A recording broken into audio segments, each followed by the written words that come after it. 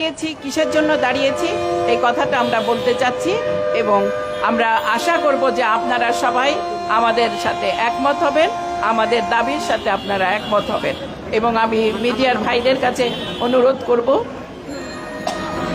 যে আপনারা আমাদের কথাটা তুলে ধরবেন। হ্যাঁ হ্যাঁ, ধন্যবাদ।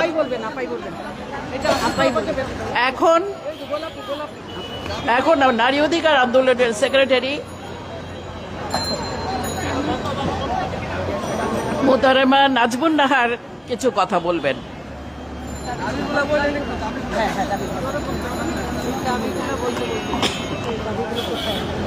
বিসমিল্লাহির রহমানির রহিম। বিগত 17-18 বছরে প্রচুর নারী ধর্ষিতা হয়েছে, শিশু ধর্ষিতা হয়েছে, রাস্তায়, যানবাহনে, স্কুলে, শিক্ষা প্রতিষ্ঠানে, চাকুরি ক্ষেত্রে প্রচুর নারী নির্যাতিত হয়েছে। সেই নির্যাতনের আমরা বিচার পাইনি, বিচার চাইতেও পারিনি। বর্তমান নতুন স্বাধীনতার পরে আমরা বিচার চাওয়ার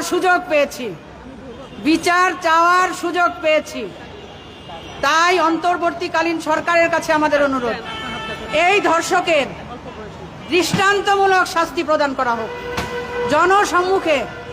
জনসম্মুখে দৃষ্টান্তমূলক বিচার হোক এবং বিচার কার্যকর করা হোক, যাতে আর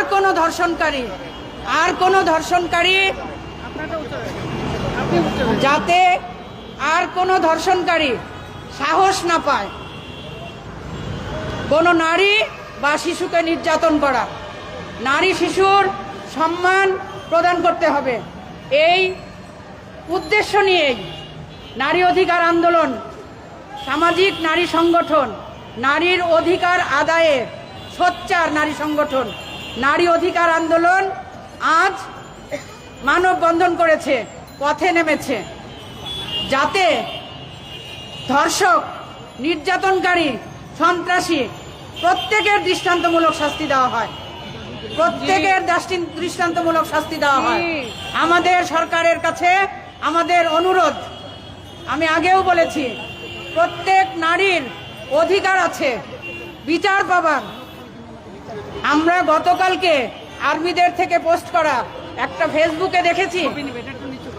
ফেসবুকে দেখেছি আসিয়ার অবস্থা খুবই খারাপ, 4 বার কার্ডিয়াক অ্যারেস্ট হয়েছে।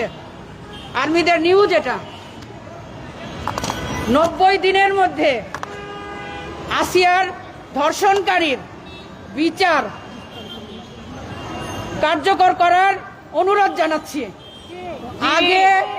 আগে অ্যাসিড ছোড়ার খুব প্রবণতা ছিল, দৃষ্টান্তমূলক শাস্তি দেওয়ার পরে অ্যাসিড নিক্ষেপ যেমন কমেছে, আমরা আশা করব ধর্ষকদের, নারী শিশু নির্যাতনকারীদের জনসম্মুখে সর্বোচ্চ শাস্তি প্রদান করা হবে। তাহলেই তারা আর নির্যাতন করার, ধর্ষণ করার সাহস পাবে না, ইনশাআল্লাহ। এখন আমাদের পক্ষ থেকে কিছু প্রস্তাব আছে, আমাদের সভানেত্রীকে আমি বলবো প্রস্তাবগুলো পেশ করার জন্য। আমরা প্রস্তাবগুলো পেশ করবেন নারী অধিকার আন্দোলনের পক্ষ থেকে। আসসালামু আলাইকুম ওয়া রাহমাতুল্লাহি ওয়া বারাকাতুহু। আমরা এতক্ষণ পর্যন্ত এইটাই বলার চেষ্টা করেছি যে আজ নারী এবং এমনকি কন্যা শিশুরও নিরাপত্তাহীন অবস্থা মানে এতটাই গেছে যে আজকে যে এই পাশবিক অত্যাচার আসিয়ার উপরে হলো, তার জীবনটাকে তছনছ করে দেওয়া হলো এবং তার এই দুঃসহ যন্ত্রণা এবং তার এই যে অসম্মান, এটার সাথে যেমন গোটা দেশ বেশি মর্মাহত, সেই সাথে আমরাও মর্মাহত। তাই আমরা এতক্ষণ দাবি করেছি যে আসলে বিচারহীনতা এবং বিচারের দীর্ঘসূত্রিতা এবং দৃষ্টান্তমূলক শাস্তি না হওয়াতেই এই এই জঘন্য কার্যক্রমগুলো দিনে দিনে বৃদ্ধি পাচ্ছে। তাই যাতে বিচার প্রক্রিয়া দ্রুত হয় এবং দ্রুততার সাথে দণ্ড কার্যকর করা হয় সেই ব্যবস্থা নেওয়ার জন্য আমরা সরকারকে জোরালো দাবি জানাচ্ছি। আমরা সরকারের সাথেই আছি। এটা আসার কথা যে ইতিমধ্যে অন্তর্বর্তীকালীন সরকার অপরাধীদের বিচারিক প্রক্রিয়া এনেছেন এবং এবং ওনারা যথেষ্ট গুরুত্বের সঙ্গে আসিয়ার বিষয়টি ডিল করছেন। তো যাতে ভবিষ্যতে এই ধরনের নির্যাতনের শিকার না হতে হয় এবং নির্যাতন কমে আসে এবং নারী এবং কন্যা শিশুর জন্য একটি সুস্থ ও নিরাপদ ভবন করে তোলা যায়, সেজন্য আমরা সরকারের উদ্দেশ্যে আমরা কিছু প্রস্তাব পেশ করছি এবং আমরা অনুরোধ করব প্রস্তাবগুলো যদি যুক্তিসম্মত হয় এবং এই সরকার সেগুলো বাস্তবায়নের প্রচেষ্টা নেবেন। তো প্রস্তাবগুলো আমি পড়ে শোনাচ্ছি আপনাদেরকে। তো নারী ও কন্যা শিশু নির্যাতন বন্ধে বিদ্যমান আইনের কার্যকর প্রয়োগ নিশ্চিত করতে হবে। আসলে নির্যাতনটা যে অনেক ভালো ভালো আইন কিন্তু এখনও আছে, কিন্তু আইনের কোনো প্রয়োগ নাই।